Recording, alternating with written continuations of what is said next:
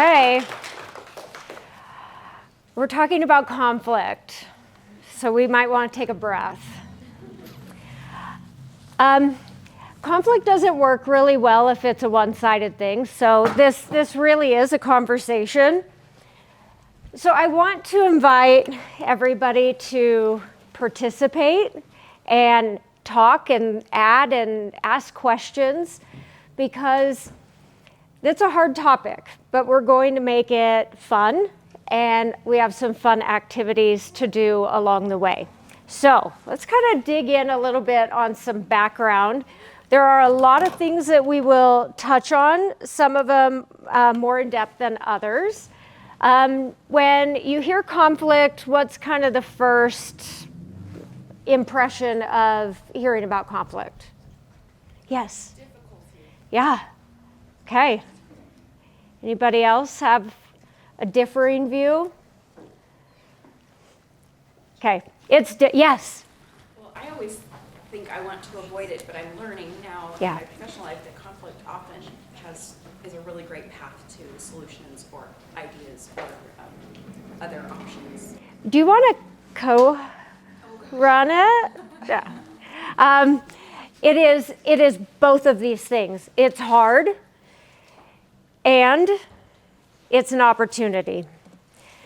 So if we look at it like a storm, storms are going to happen. They're inevitable. It's something that we can't avoid in our lives, but we've gotten used to storms throughout every season. Every part of our weather pattern has storms in every part of the world. And conflict isn't any different than that. It is something very inevitable, potentially destructive, but is something that also allows for growth to happen. So think about when a major storm happens and the trees come down or things get washed away. It's not permanent. There's a lot of times where things can have regrowth and come back. And often some of the best problem solving happens because of conflict. Think about like in maybe an innovative solution that comes about in an organization, in technology, in some part of advancing science, often becomes a reality because of a conflict that occurred. And it clears the way for other things to come to the surface, new relationships, new opportunities. So the invitation today is to look at conflict different than it just being something to avoid and something that's hard. And we're going to talk a lot about how to reframe conflict and reframe the things that happen in your personal and professional life that can make it into an opportunity rather than into something that you want to run from. First, we'll talk about types of conflict. So internal conflict would be the beliefs we have about conflict, the voice in our head. I have voices in my head. Does anybody else have voices in their head? Okay. So I have this inner dialogue that's always telling me stories, that's making up narratives, that's singing show tunes. And people who know me well know that I have a soundtrack of show tunes running in my mind all the time. And that inner voice is the inner conflict that I have. But external conflict are our relationships, our organizations, all of the pieces that are outside of ourselves, that aren't that inner voice. But the internal conflict piece is fascinating because it is rooted in how we saw conflict handled in the home. It's rooted in the people that surround us and how they see conflict, and it all shapes how we view conflict. So conflict can be constructive or destructive, like we talked about just a moment. But let's talk about the iceberg piece. All of us are familiar with the metaphor of the iceberg, right? There's a little bit of something on the surface, but there's a lot more underneath the surface. In the case of conflict, or even in the case of your inner voice, what are some examples that you might think of that would be under the surface, contributing to what's above? Okay. Resentments. Yeah. All the unspoken things, the unspoken fears, resentments, yes. Realities versus perceptions. Yeah. There's any other stress that may not be about that specific conflict, but is making that conflict feel bigger because of other stress? Totally, it's amplifying it. All of those things that are underneath, the unspokens, the fears, the belief systems, the external forces, all of that is fueling what's showing up above. And often what is showing up above has very little to do with the reality of why this conflict is occurring. So perspective. How many people wear glasses? I see a few who are wearing them right now, or contacts or whatever. All right. I wear glasses, clearly. Over the past couple of years, my eyes have changed over and over and over and over. And I have all these glasses that just in the last 2 years have been my prescriptions. At the time that the prescription was right, these worked for me and I could see well. But as my eyes have changed and evolved, these don't work for me anymore, even though they once did. And I kind of like to compare that to our perceptions. They're always changing, and it is okay that our perception changes. It doesn't mean that these were bad for me before. They just don't work for me anymore. And perception is the lens we view conflict through. So in the case of my glasses, I view conflict through the lens of how my parents dealt with conflict, how my siblings and coworkers and culture and background and where I grew up and my socioeconomic status and the religion I grew up in, all of that creates the lens of my conflict experience. And it doesn't mean that mine is right and somebody else is wrong. They are different. And that perspective shift is something to always be aware of in conflict. Have any of you witnessed a car accident? Seen a car accident happen? Okay. Long time ago, I worked for an ambulance service. And we would talk to people about what did you see happen, or what happened with this accident. People could have seen the exact same accident and they will describe it differently based on where they were standing, how far away they were, what time of day it was, what they were distracted by or looking at. It's all the same accident. So the person who is on this side of the road versus that side of the road, they aren't wrong about what happened in the accident. They just saw it differently. And conflict becomes an issue when we start saying, no, I saw it happen, and this is how it happened. And I'm right because I saw it. Well, so did they, but they saw it through their lens of experience. They're also right. So it's a lot of ands and not ors. Anybody ever told themselves a story that you became super entrenched in, you totally believed this story about something that happened, and then later when you get more information, you realize that story was made up? Okay. I've done that a couple times. We're really good at telling ourselves stories, and part of the perception shift is recognizing that here we are at a university, we're always writing bad first drafts.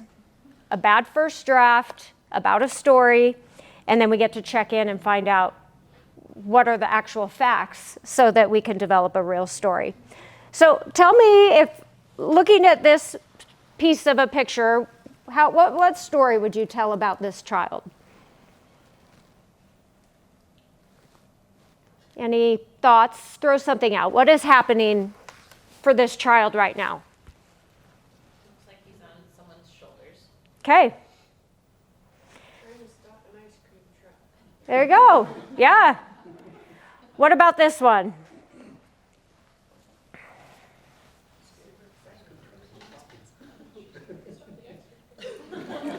They saw the ice cream truck maybe. Yeah.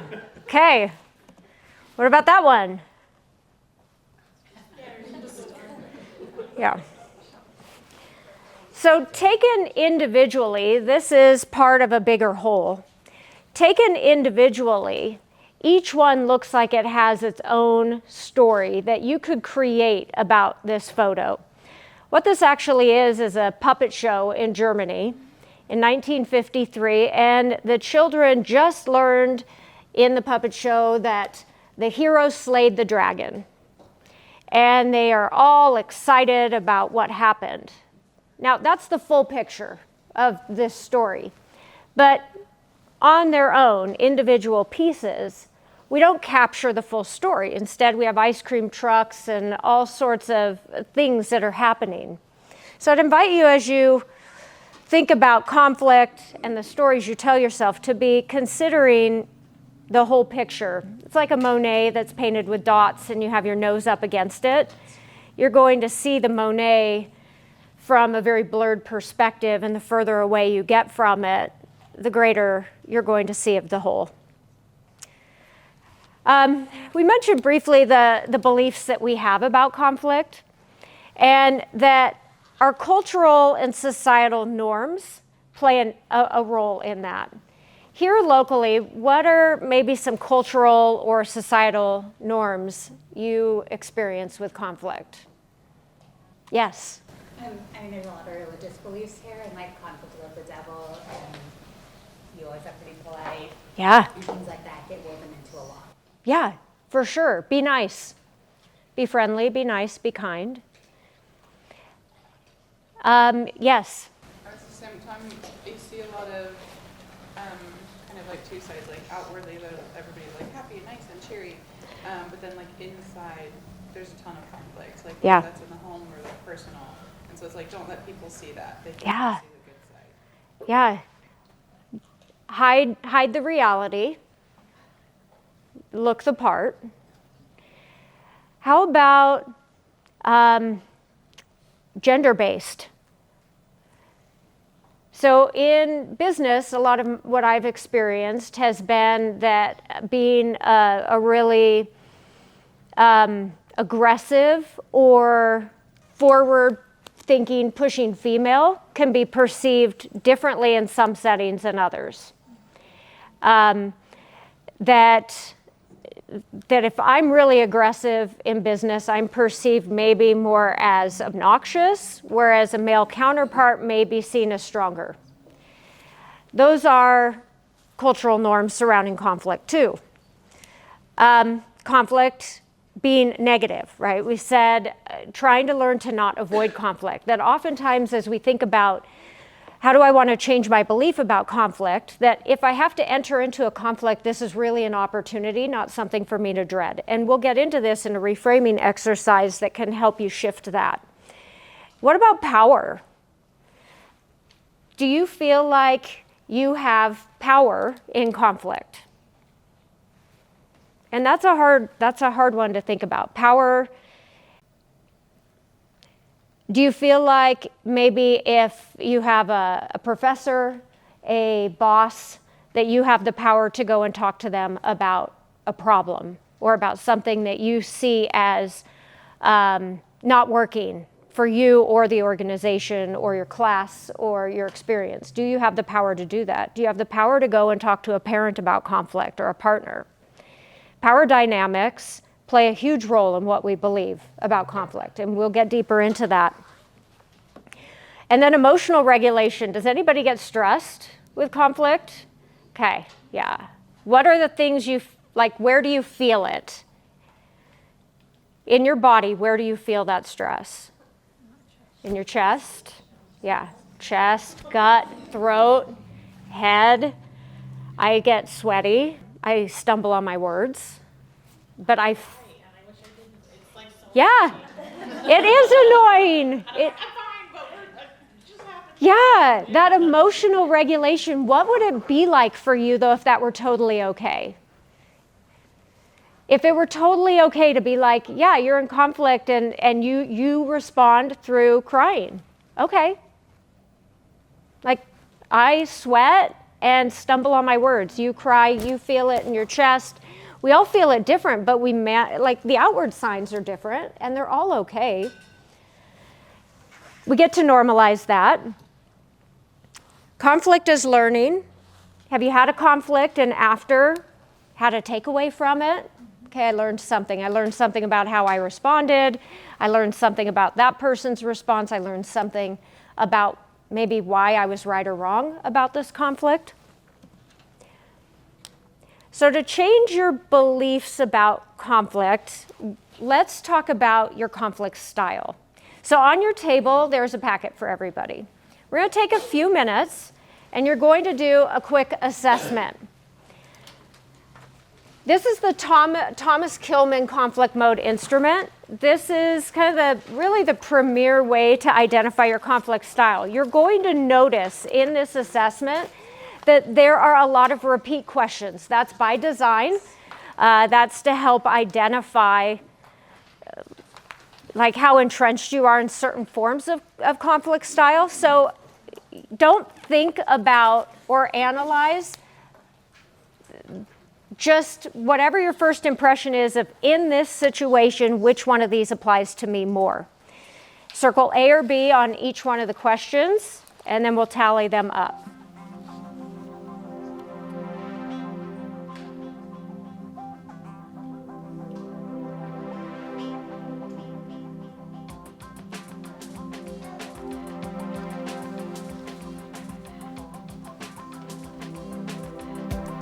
After you've made it through the survey part, the next page has you go through and do a tally. It's pretty self-explanatory, but if you circled A or B for number 1, you're going to do that on the next page. Then you're going to add up each column. So we'll have some time for that.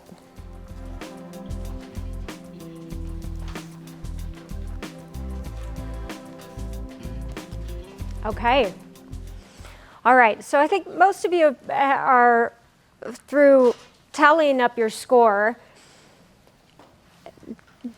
Is anybody open to sharing how spread their scores are, or if you're super concentrated in one area, keeping in mind that there is not a right or wrong of this? Maybe there's some surprise to it. Yes? I kind of laughed because I have 0 in sharp, and everything else is like almost the exact same. Okay. Any other 4, but it's 0. Do you feel like that's representative? Like you hear the word shark, right? We'll talk more about each of these, but do you feel like that's pretty accurate for you? Yeah. I'm not a competitive bone in my body. I'm like, whatever. Does that work for you? Sometimes. Okay. Sometimes not. Yeah. Depends on the situation. Yeah. Does anybody else have an area that you feel is like, oh yeah, that's for sure. That's no wonder I would be high or low in this arena. Yeah, I see lots of nods. We won't put you on the spot with it, but. All right, now the names that are given to these by the scientists who came up with this, some of them I like, some of them I don't, because we all have our beliefs about these animals anyway, as far as like shark, owl, fox, turtle, and teddy bear. We all have some belief about what each of those mean, but really these are just metaphor to put a name to it and make it easier to remember than competing, collaborating, compromising, avoiding, and accommodating. Did any of you score high in the avoiding? Okay. Yes. That's mine for today. Okay, perfect. Well, let's see if we can't move that forward. Let's go through some of these. When you look at avoidance from the position of the objective, it often results in more of a lose-lose type of situation. And that's because the conflict isn't getting resolved. Nothing is actually having any kind of movement toward a resolution or engagement. Huge part of the term conflict resolution to me is a misnomer, because often there aren't resolutions completely to conflict. Conflict is ongoing. It's really more about engaging in the conflict and being willing to be a part of the conflict process. So when you look at kind of the left side with the arrow going up, those are more relationship based. So as somebody is going from an avoiding up to a more a style that's accommodating, they're going to see, and I'm just noticing that these two are shaped differently. Accommodating the teddy bear is more relationship based. Competing is personal. That's somebody who is out for their personal goals. Did anybody come up with a accommodating basis? Higher in avoiding usually means higher in accommodating. Okay. Higher in collaborating is usually higher in compromising. Collaborating and compromising are the goal. Those are the more win-win type scenarios. So if you go to the 4th page in the packet, there's going to be and we won't go through these in a lot of detail here. This is more for you to take with you and just be able to look at on your own. But as you look at commitment to personal goals for the competitor is high. For the relationships, competition is low on relationships. It's more personal based, it's a win-lose, and it's usually the individual is on the winning side. But there's always places where each one of these conflict styles benefits. So take this and just kind of look at it at on your own time to figure out how do these play into when is the right time to use this style and when isn't. And then on the last page of the packet, I added in here a appropriate, inappropriate kind of setting where each conflict style would be beneficial. Because again, all conflict styles have their benefit. All conflict styles have a place where it is useful and reasonable. It is really coming down to when is the right place to use it and the right time, and being diverse in that conflict flow to switch based on circumstance. So let's talk more now about workplace conflict. Does anybody have a workplace conflict that they're currently involved in, or something they're trying to deal with in the workplace that maybe hasn't been resolved? Or in a personal relationship, or in a family relationship, a friend relationship? I think we all have those. Yeah, all of them. It's all of them. Communication as part of conflict is obviously one of the biggest challenges that we have. And that goes really hand in hand with our conflict style and how we have observed communication happening in our life, whether it is healthy communication or not. Did anybody grow up in a family where nobody talked about anything that was conflicting? Imagine that, and you have an avoidant conflict style. Yeah, it taught you. It taught you that either conflict doesn't exist or don't talk about it, avoid it. And in addition to that, it was taught that quiet women are better. Oh, If you're yeah. nice, you're good. Okay. So it's like a double reinforcement Yeah. of you're bad if you're mean or stand up for yourself, and we want to be good. Right.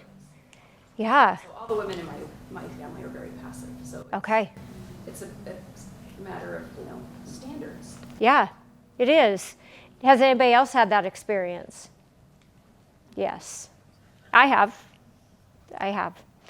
And realistically, that doesn't work. Not unless you want a passive life. But if you don't, that's not going to work. But these are generational things. So, the conflict style we see gets passed on, and that infiltrates work and home and every other part of our life. But communication, dealing with conflict, is a huge part of career advancement. If you've ever had to negotiate a pay structure or a benefits package, that communication has to happen. Has anybody in here had to been offered a job and had to negotiate what that looks like? I think I have to do that this week, which is also why. Good. Okay. Does it scare you? Yeah, I have no idea how to do it. Okay. What about it makes you, aside from like, I don't know what to do, what about it makes you nervous? I just know my patterns in the past are more a person presents an option. I'm like, okay. Yeah. Instead of, working more towards that, the thing that stood out for me in this questionnaire is the repeated question of, do you adhere to your goals? Yeah. And I think that's really something I've been working on and want to work on, is having some standards for myself going into a conversation and being willing to negotiate and work towards those things, if that means compromise and speaking my mind and going after something. And it means being willing to walk away also if attaining that goal is not doable. If we're taught, particularly, there's a lot of research showing that women do not negotiate their salaries nearly the same way that men do. And that is a contributor to the pay gap.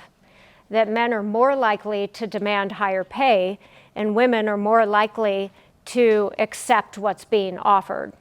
And as a result, we do have a pay gap for many reasons, but that is one of the contributors. As women, we have to be willing to ask for what we want, what we're worth, and what we require. And that's hard when the historical background has been just accept what you're given. What is the elementary school phrase? You get what you get and don't throw a fit? Is that, yeah. Now I look at that and I'm like, that sucks. Like, that wasn't healthy. So let's not use that phrase anymore with kids. Because what we're saying there is just be happy with what you have, whether it's good for you or not. And be nice. Even don't stand up for yourself. So let's get into some collaborative problem-solving things. I'm going to ask, in a negotiation, whether it is having to do with a conflict or negotiating pay or something else that you might want. Closed and open-ended questions. Do you prefer open-ended or closed questions? Yes. Okay. Exactly. Do you have anybody in your life who ends their comments with closed-end questions to get the answer that they want from you?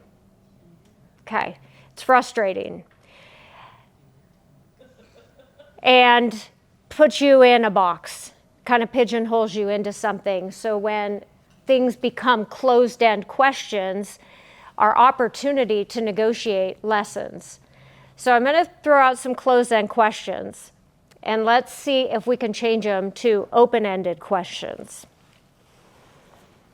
Did you meet your sales target last month?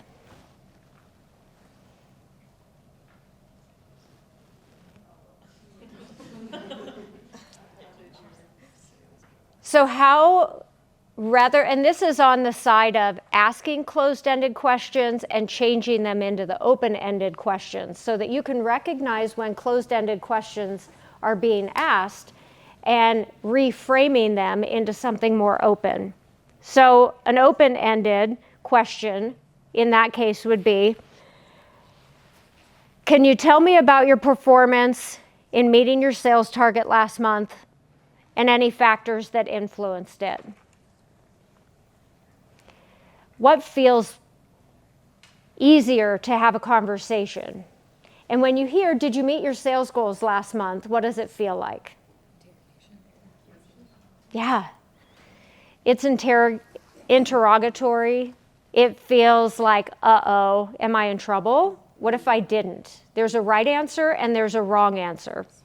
And the right answer is yes, the wrong answer is no. And if I say no, what are the repercussions going to be? What's the punishment I'm going to get? Or what am I going to lose if I say no? And what that creates is scenarios where people are afraid to be open about what's happening. However, being asked, tell me about your performance and any factors that influenced it. What if the answer to it is, I totally bombed this month, and here's why? And having that ability to express, it was because I had this thing in my personal life that happened, or this deliverable wasn't met, or this, there were these other factors that occurred. What does that feel like instead? Just an opportunity to be understood. Yeah. And maybe get help for the things that could have helped you be better. Right. Yeah.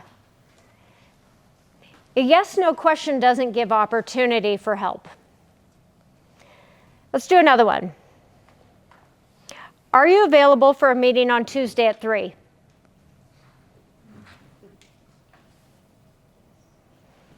What if you're not available, but it's somebody who's in a position of power, and you feel like now you have to choose between two things that are important? What does that feel like?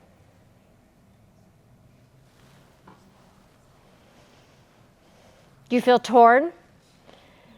Do you feel like you have to, one's better than the other, so now you have to pick? If you were asking somebody if they were available on a certain day at a certain time, how could you ask it as an open-ended question?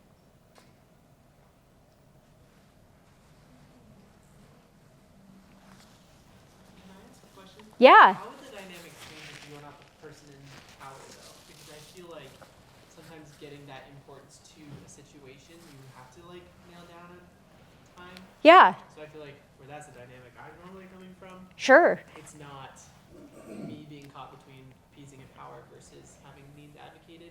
Yeah. So what would it be that if the power dynamic is reversed? So if the person, meaning the person who is not in power asking that question, okay, yeah. So the person who, let's say it's in a work situation and you have a supervisor and an entry-level employee, and the entry-level employee is asking for time with the supervisor. What would be a good strategy? Yeah, I think a good strategy, because in that case, you are asking somebody whose time is probably in greater demand. So giving them one time option is probably going to be less successful than saying something like, I have a really important issue that I need to address with you. Are there 2 or 3 times over the next week that you would be available that we could spend some time talking about it? And then you match your time to their availability. And I feel like that's the reverse too, that open-ended question goes both ways. To ask somebody, hey, we have this important issue we need to discuss. We need to do that by next Thursday at 3 p.m. What are some times that you have available between now and then that we can sit down and make both of our schedules work? Yes. So kind of another question, maybe piggybacking off of that. Yeah. I get to help with setting up interviews and being a part of interviews. And where this is like, again, asking for somebody's time and availability, is it okay to say like, nope, it's just one day, and if you can't make it, sorry? Yeah. Or like, as the person who's holding the interviews, would it be better to, if you're looking for candidates, have maybe like 1 or 2 days? I think if you're looking for candidates for hiring, I think it's important to have more than one option, because if you don't have multiple options for people to pick from, you're excluding potentially really great candidates. So if you're saying, hey, it's Thursday at 3, or you're not a candidate, that may be your best candidate, but what if they absolutely can't do that time? So I do think it's really reasonable, especially where people do have very busy lives, to offer a couple of opportunities. Yeah. Okay, let's do one more and then move on.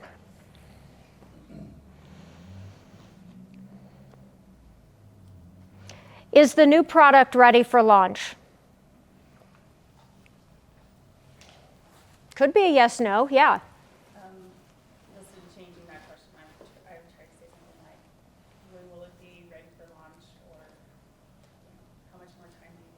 Yeah. Yeah. So we're giving opportunity for discussion about the status of where it's at. Keep in mind, there are hard deliverables. There are deadlines. Those do need to be met. Not everything is open and soft. Productivity is important, yes.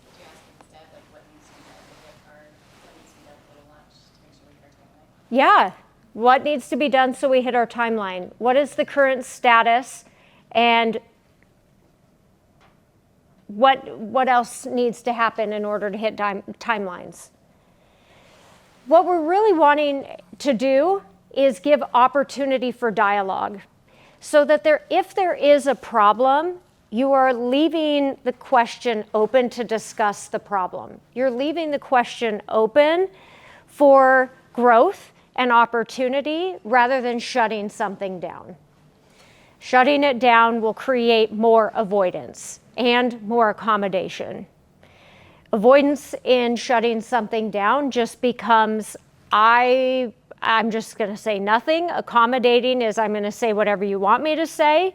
Whereas collaborating is going to be where it is, no, there is some opportunity for dialogue here. Okay, let's get in a little bit into the power dynamics. Negotiating can be two things. It can be a bridge and it can be a battlefield. In a bridge situation, you are attempting to create collaborative and open conversations where win-win opportunities exist. Whereas in a battlefield, you're dealing with avoidance and with accommodating things that are going to escalate and inflame what's happening. You're also potentially in a competitive situation going to create anger, distrust, more of that win-lose, me against you mentality. Really the most critical thing in dealing with, like what any of you may be dealing with in work, school, or relationships, is the active listening piece.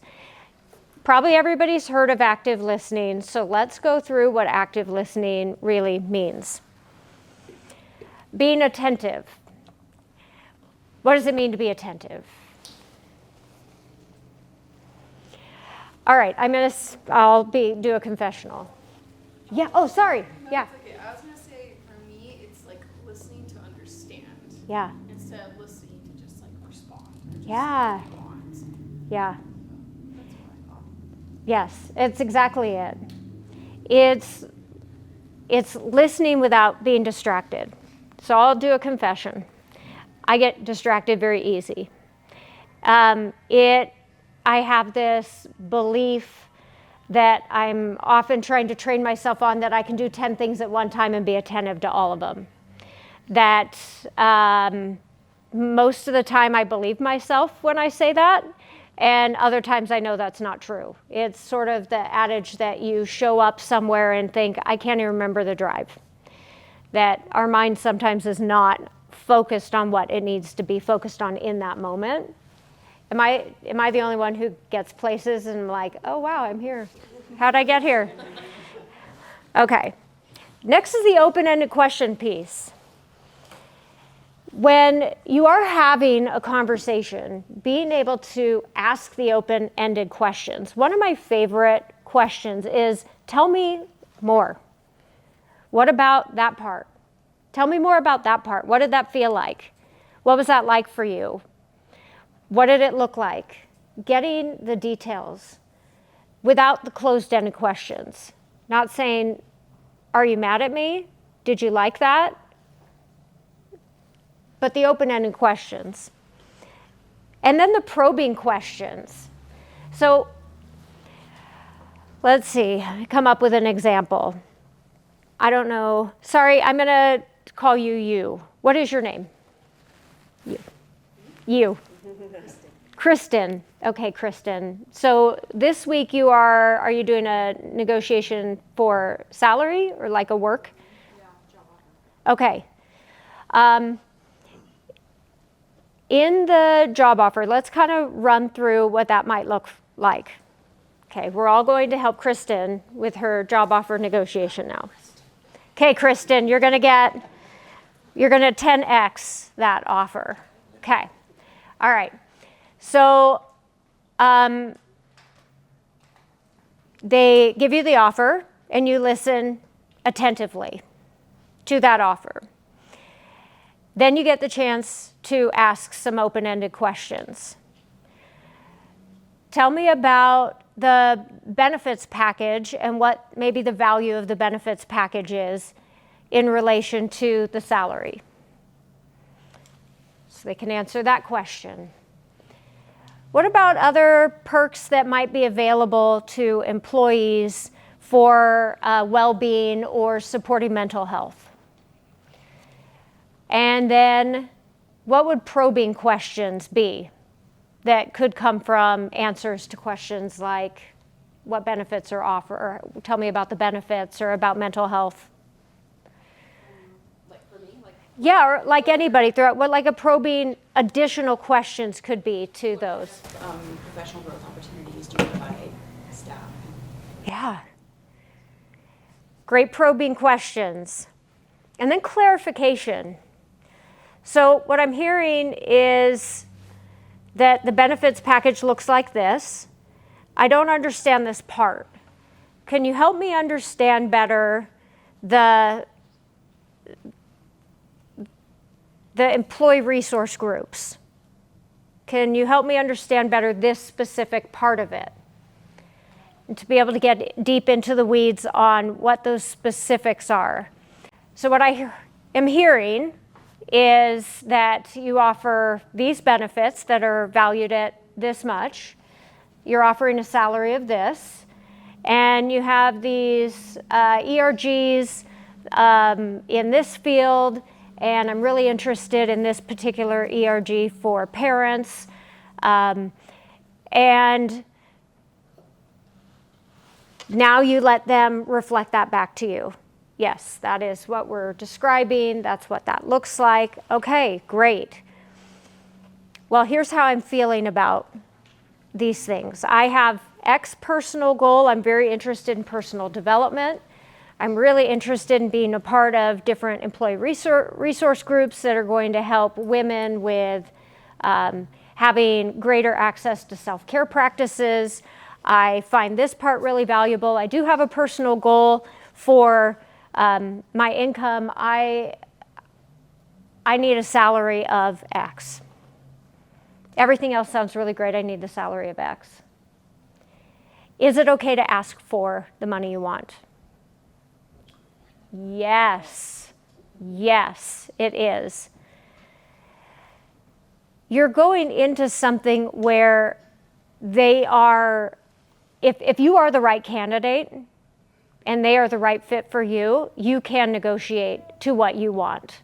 There are always going to be situations in negotiating a salary where that salary exceeds what they are capable of paying. And that is okay, because then that's not the right fit for you. And don't short yourself in that capacity. That there are other opportunities. Have any of you ever applied for or looked at job listings and thought, I meet every single one of these requirements, I would be such a great fit for it, but the pay isn't exactly what I want it to be? Okay, here's a good rule of thumb that I learned from a great mentor. If you meet 70% of the requirements listed, apply for that job. The jobs where you meet every single requirement has no room for growth for you, so don't apply for that job. You apply for the jobs where you do not meet every requirement, because you have growth opportunity in that then. And that growth opportunity then allows you an opportunity to get to the next job after that one. But in that negotiation to say, I am expert in these areas. I don't meet these certain requirements, but I learn quick, I'm coachable, I'm a great student, I work hard, and I will learn these things, and I'll be really good at them. One of my objectives is to grow as an individual and as a professional. So that's a divergent side note there. Yes. So like from the hiring side, we've hired people before that took a lower salary than what they really were willing to accept. Yeah. And they came into the position pretty bitter about it, and they had never lasted more than like a year and a half. Yeah. And so it's been really hard on them because they came in like post accepting an offer trying to get more money. Yeah. And we're like, we already did this, you already Yeah. accepted it, like we don't have room to go back now. Right. And it's been really hard on the organization and on the individual. And turnover is very expensive to an organization. About 213% of that person's salary is what it costs for them to turn over. As somebody who's in that on the other side, on the hiring side, do you expect people to negotiate? Okay. What if somebody is just like, okay, yeah, and you know it's an offer that is beneath what you were willing to pay? So, like I work in government. Yeah. Never, Okay. we only offer what we're willing to pay. Yep. But if they just accept it, then I expect them to be happy with it. Yeah. Okay. You get what you get and you don't throw a fit because you accepted it. Yeah. How about people who don't meet all the requirements but have the potential to be really fantastic? I mean, I personally try and get everyone we hired as much as I can possibly give them. But we will hire people who don't meet everything that are like a good fit or seem like they will learn or want to be there. My team really values that. Yeah. Okay. Yes. Kind of on the flip side, I'm trying to get my directors to realize you don't want somebody who's going to meet every requirement because they're going to want to grow and they're going to want to move positions and they're going to be looking within inside the organization. Like this is just a foot in the door for them if they meet all of the requirements. And so we have to have somebody with lesser experience because that's how you get innovation, that's how you get growth, that's how you get longevity. Yeah. Yeah. So I think that these are great pieces of feedback for anybody as you go into the different professional spaces is always look for the opportunity for growth and that employers are wanting that.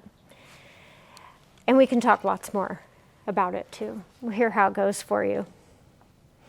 All right. Now we're going to reframe some things.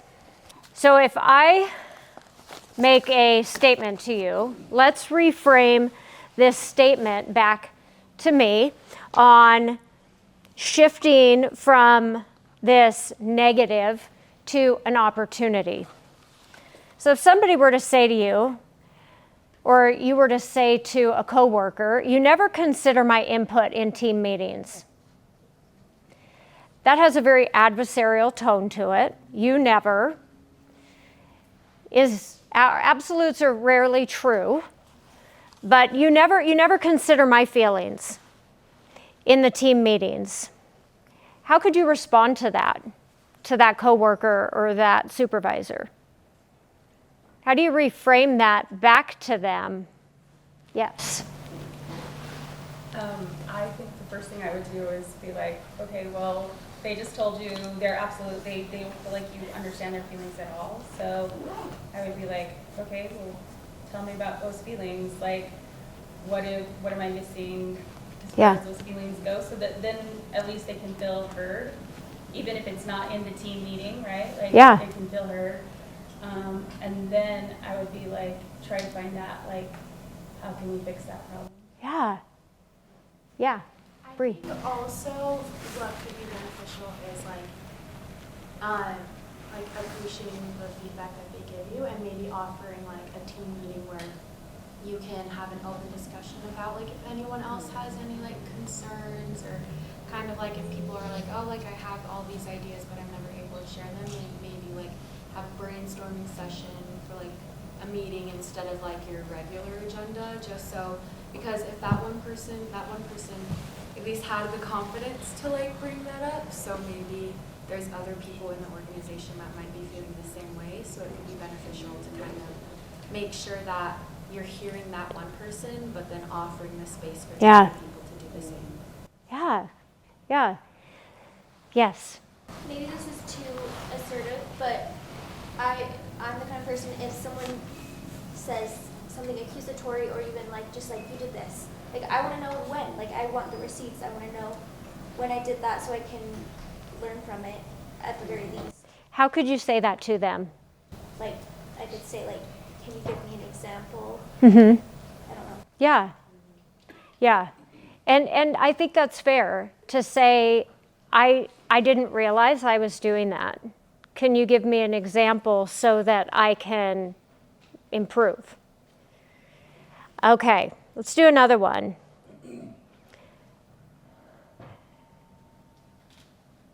You're not meeting your deadlines. Everything, now we're thinking about iceberg. There's what's said, and then there's everything under it that's unsaid. So you're not meeting your deadlines. How might you respond to that? Yeah. I think it also depends on if it's a fair statement or not. Yeah. Are you not meeting your deadlines? Because then that conversation needs to be, this is the supporting need, this is why it's not happening. Right. If you are meeting your deadlines, then it needs to be a conversation of why do you have that perception? Because we need to make sure we have better communication on what I'm actually doing. Right. So let's frame it in both ways. Like, why aren't you meeting your deadlines versus you're not meeting your deadlines? One leaves room for asking questions and answering and giving feedback. One is just a statement. And we want to change statements into opportunities for discussion. Yes. Well, I feel like too, if you're gonna make a statement like that, you're not making deadlines, giving them examples, like, hey, I've noticed this happened, and this has happened, and this has happened, which is leading me to believe that deadlines aren't being met. Right. I want to understand, like, what's going on, if there's anything that you're needing help with, can you tell me about it? Yeah. Because again, you don't want to put somebody on the defensive. Right. And kind of going back to the examples, like, they're gonna want receipts as well. Yeah. So. Yeah. All of those things.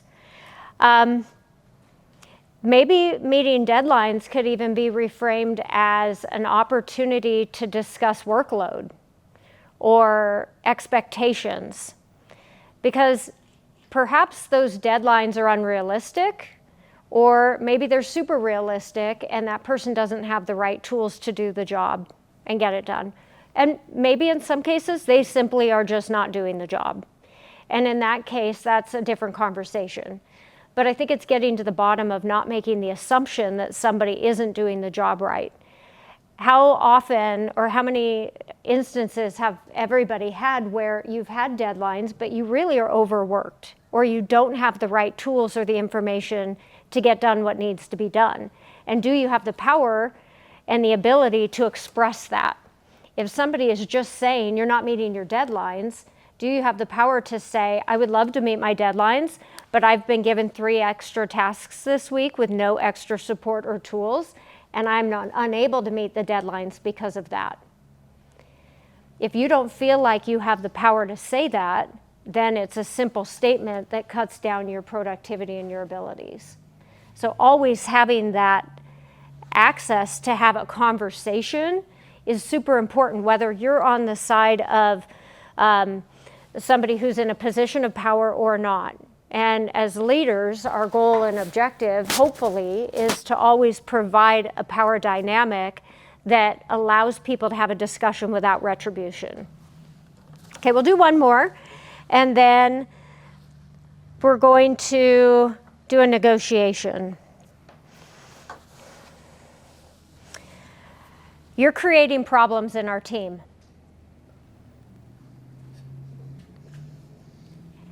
Are any of you troublemakers? Some of you are laughing. I can tell. I can tell. I can tell. Some of you are troublemakers. So you're creating problems in the team. What does that even mean? What? That's how I would react. What Yeah. does that even mean? Yeah. What does that mean? What do you like? What does it mean that I'm creating problems? Yeah. So how could you say that back in a way? Like the initial impulse is like, what does that mean? Mm-hmm. But how can that be reframed back in a way that opens a conversation up? Yeah, I would first take a very deep breath, and then I think I would just kind of go into it and be like, okay, I understand you have this perception. I need you to help me understand why you feel this way, or give me some examples. Yeah. You know, so I can do better, Right. because I don't want to do that. Yeah. Being open to feedback Right. without it being an accusation. Yes, I saw you raise your hand. Yeah, typically I'll ask, like, what behaviors are you seeing that are problematic? Yeah. That's good. Yeah. And I thought of, I really want to be a team player. What are some collaborative ways that we can work better as a team? Because, again, maybe there's a perception issue. Maybe it's that you're not creating problems for the team. Maybe it's that person. Maybe it's one person who's complaining. Maybe it's a couple of people. But often we speak for a group of people when we're not really representative of what the whole is saying. So to find out, what does that mean? How do we have a collaborative approach? Are there specific issues that you feel have been disruptive that I can address? And I appreciate that feedback. I appreciate knowing this information. We're looking for alternative solutions and open doors and common ground. Yeah. And I know for me, like if you get hit with so much feedback, it can feel overwhelming. Oh, yeah. And so, and I don't think feedback always has to be bad, but maybe just ask, what's one thing I could do now that could get us on the right path? Yeah. And I think at least for me and others I've talked to, that's more manageable. Because if you get a big dump of info, you're just, I don't even know where Right. to start. And so it's helpful when you can put it back on them a little bit. Like, you Yeah. brought this to my attention, but you can't just dump it all on me. We need to work together. Right. So Yeah. that's what I do, just to help. Yes. Find the common ground. Open the door to a conversation. Because it would be easy to get defensive. It would be easy to shut down, to become avoidant, or to become accommodating and resentful. And we're trying to collaborate. Regardless of power dynamic, collaboration is available to you. Okay, I'm going to split it into 3 groups. So the way that this will work is you guys are going to be negotiating over an orange, okay? And there are teams A and B, and then within each group, I'm going to need somebody who's going to be the facilitator or the mediator between the 2 groups. I want to keep group B on this side and group A on this side.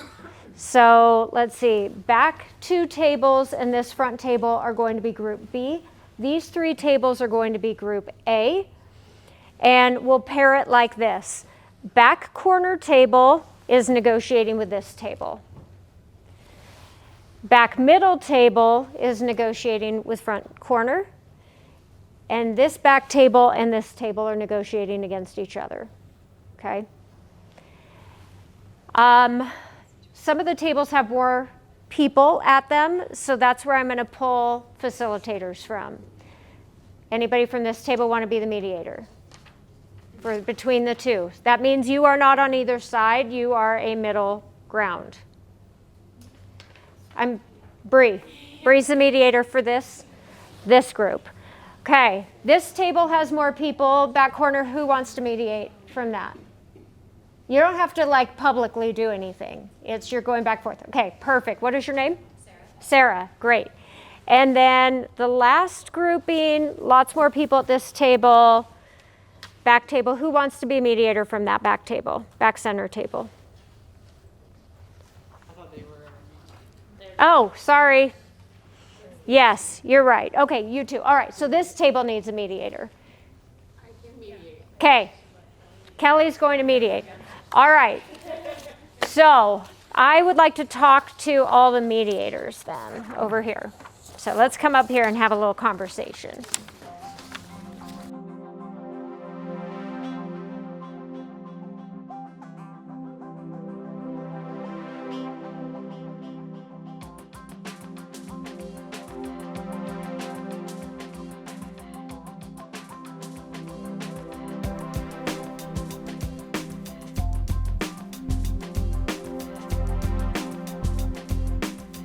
Okay.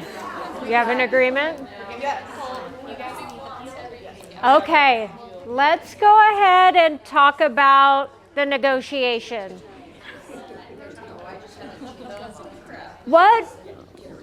What were from the facilitators or mediators? Talk to me a little bit about what some of your observations were and if your groups reached a resolution.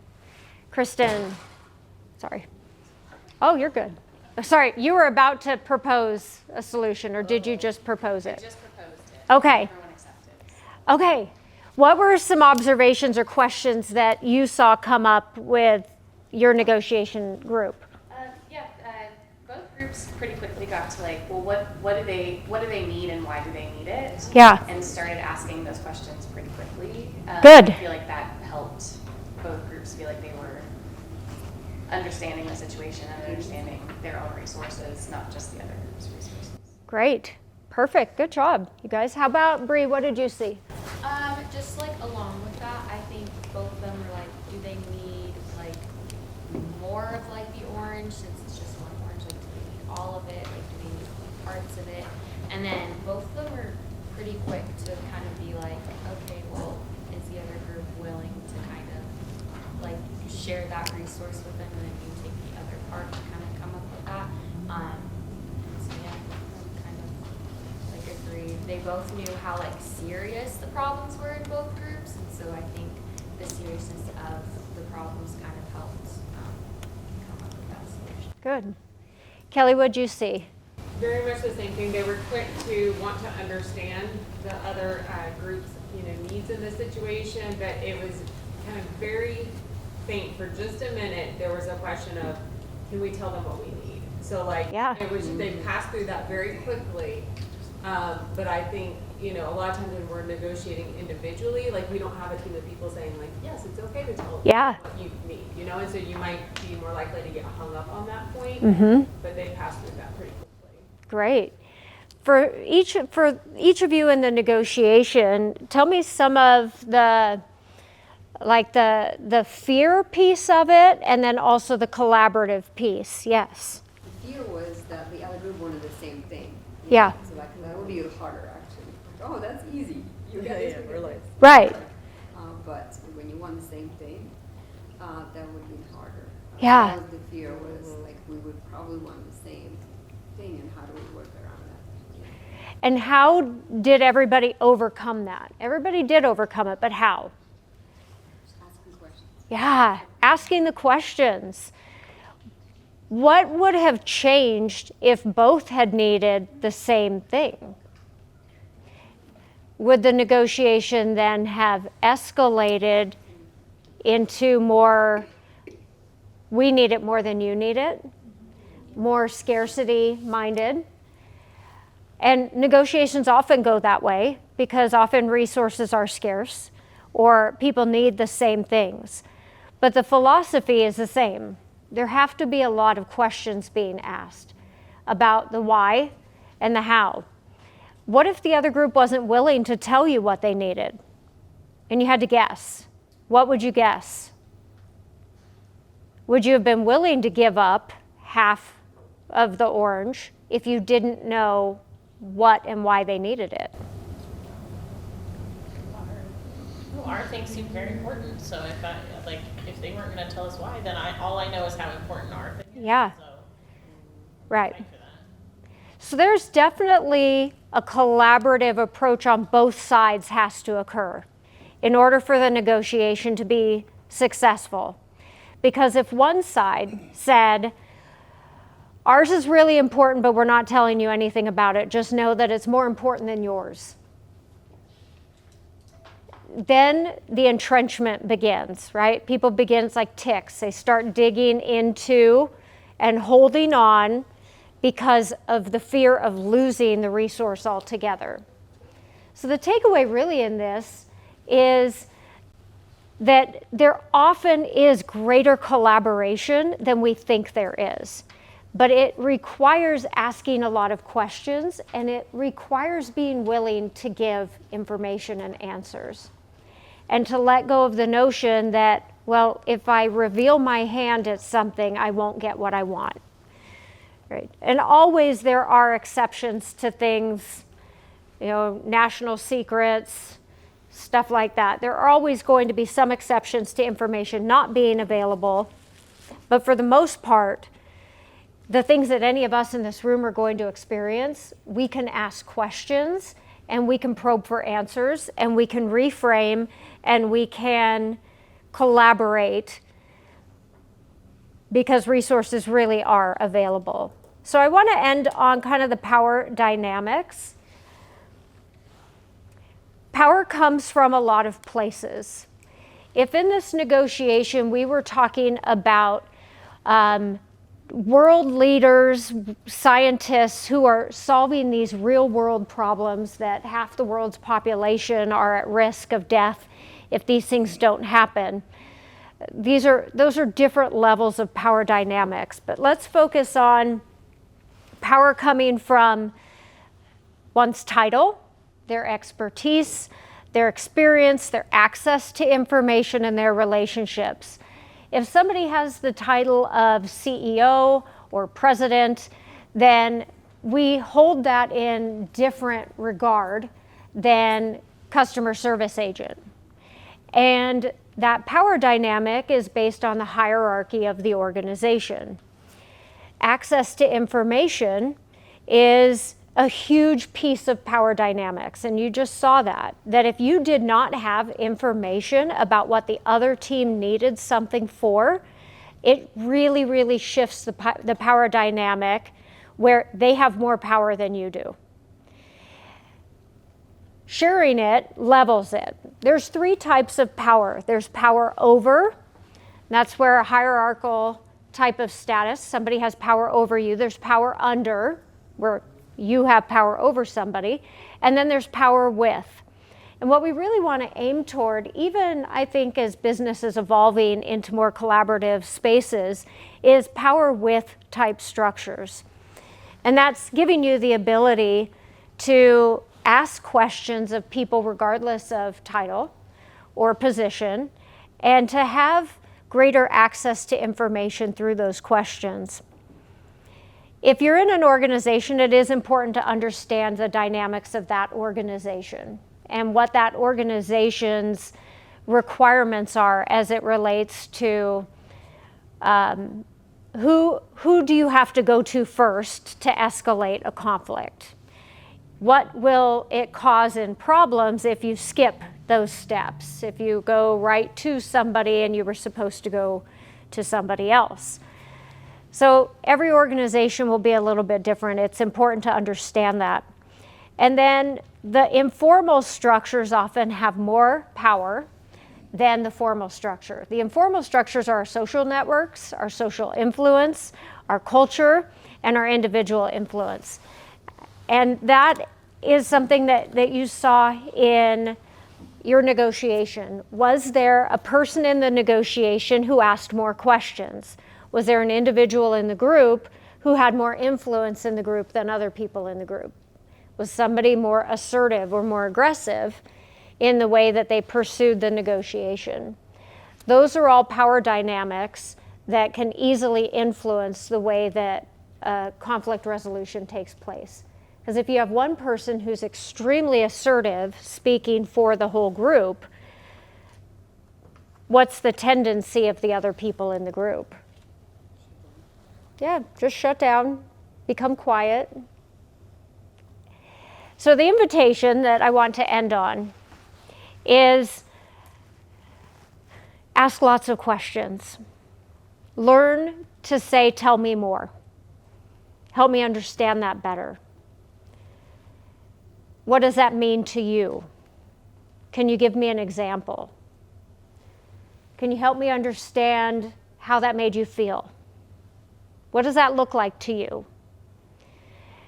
And keep the metaphor in mind that what's being said on the surface often is just merely a reflection of the much bigger things that float underneath the surface. All those unspoken fears and beliefs and cultural backgrounds and upbringings and influences. And that the lenses that we wear are completely shaped by the experiences that we have. So as you see different perspectives in your businesses and your personal lives, that there isn't one right or wrong, but that it simply is, we all have a lens we're seeing the world through. And conflict is an opportunity to see it more clearly through the lens of somebody else. So conflict is good. I hope that helped. Thanks, you guys.